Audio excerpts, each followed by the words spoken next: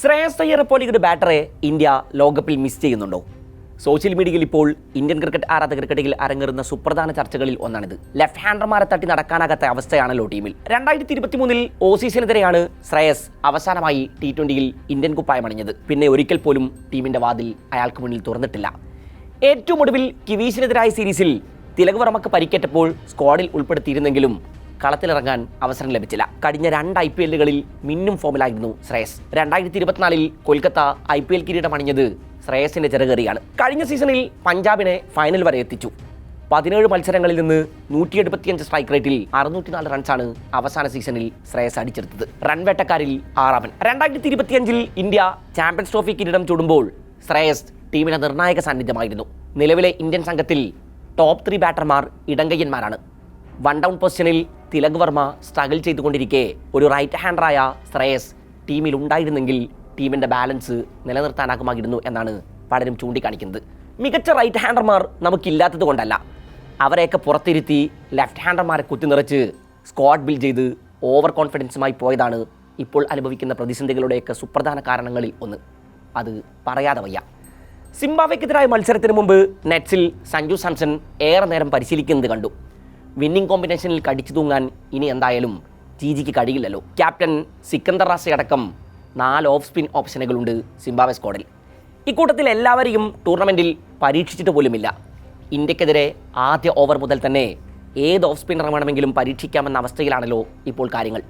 T20യിൽ വലിയ ബോളിംഗ് റെക്കോർഡുകളൊന്നുമില്ലാത്ത സൽമാൻ ആഗമെന്നാണ് അഭിഷേകിനെ വീഴ്ത്തിപ്പോയത്. നെതർലൻഡ്സിനെതിരായ മത്സരത്തിൽ ഇന്ത്യൻ ഓപ്പണർമാരെ 2 പേരെയും വീഴ്ത്തിയത് ആരിൻ്റെത്താണ്. ക്രിക്കറ്റ് ആരാധകർക്ക് അങ്ങനെ സുപരിചിതമായ പേരൊന്നുമല്ല അത്. ക്രിക്കറ്റ് ഭൂപടത്തിൽ അത്ര വലിയ മേൽവിലാസങ്ങളൊന്നുമില്ലാത്ത നമീബിയയുടെ ക്യാപ്റ്റൻ ഇറാസ്മസ് 4 ഇന്ത്യൻ ബാറ്റർമാരെയാണ് കൂടാരം കയറ്റിയത്. ആദ്യ ഓവർ മുതൽ തന്നെ ഇന്ത്യക്കെതിരെ ഓഫ് സ്പിൻ ആയുധമാക്കുന്ന എതിരാളികളുടെ ടാക്ടിക്സ് പൊളിക്കാൻ സഞ്ജു സാംസനെ ഓപ്പണിംഗ് സ്ലോട്ടിൽ കൊണ്ടുവരിക എന്നതല്ലാതെ മറ്റു പ്രതിവിധികൾ ഇല്ല. ഇഷാൻ കിഷനെ 1 ഡൗൺ പൊസിഷനിലേക്ക് ഇറക്കാം. ലെഫ്റ്റ് റൈറ്റ് കോമ്പിനേഷൻ നിലനിർത്താൻ എന്ന ന്യായം പറഞ്ഞ് പൊസിഷൻ മാറ്റി പരീക്ഷിക്കുന്നത് ഇന്ത്യക്ക് പുത്തരിയൊന്നുമല്ല. സോ സാഹചര്യത്തിനനുസരിച്ച് സൂര്യകുമാർ യാദവിനെ 1 ഡൗൺ പൊസിഷനിലേക്ക് മാറ്റുന്നതിനെക്കുറിച്ചും ആലോചിക്കാവുന്നതാണ്. റിങ്കു സിംഗ് ഇല്ലാത്തതുകൊണ്ട് സഞ്ജു 11ൽ ഇടം പിടിക്കുമെന്ന് തന്നെയാണ് കരുതപ്പെടുന്നത്. ഫുട് വർക്കിൽ നിരന്തരം വരുത്തുന്ന പിഴവുകൾ സഞ്ജു തിരുത്തുമെന്ന് തന്നെയാണ് ആരാധകർ ഉറച്ചു വിശ്വസിക്കുന്നത്. ബാക്ക് ഫുട്ടിൽ വീണുപോകുന്നതും പേസ് വേരിയേഷനുകളിൽ കുഴങ്ങിപ്പോകുന്നത് അടക്കമുള്ള പ്രശ്നങ്ങളെ എങ്ങനെയാണ് അയാൾ മറികടക്കാൻ പോകുന്നത് എന്ന് കണ്ടറിയണം.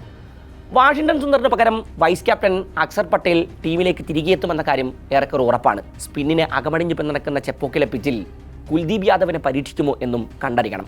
സ്വന്തം മണ്ണിൽ T20 മത്സരങ്ങൾ കളിക്കുന്ന സമയത്ത് പിച്ച് കണ്ടീഷൻസ് ഇന്ത്യക്ക് പരിഗണനാ വിഷയമാകാറുണ്ടായിരുന്നില്ല. എന്നാൽ സൗത്ത് ആഫ്രിക്കയ്ക്കെതിരായ പരാജയത്തിന് പിറകെ അതും ടോക്ക് ഓഫ് ദ ടൗൺ ആണ്. ചെപ്പോക്കിൽ ഇതുവരെ കഴിഞ്ഞ മത്സരങ്ങൾ വിലയിരുത്തിയാൽ ഈ മൈതാനത്തരങ്ങേറിയ 2 നൈറ്റ് മാച്ചിലും ആദ്യം ബാറ്റ് ചെയ്ത ടീം വിജയിച്ചിട്ടുണ്ട്. 200ഉം 196ഉമൊക്കെയാണ് ടീമുകൾ ഡിഫെൻഡ് ചെയ്ത ടോട്ടലുകൾ. സാധാരണഗതിയിൽ ഡ്യൂ ഫാക്ടർ ചേസ് ചെയ്യുന്ന ടീമിനാണ് അനുകൂലമാകാറ്. എന്നാൽ ചെപ്പോക്കിൽ കാര്യങ്ങൾ വ്യത്യസ്തമാണ്.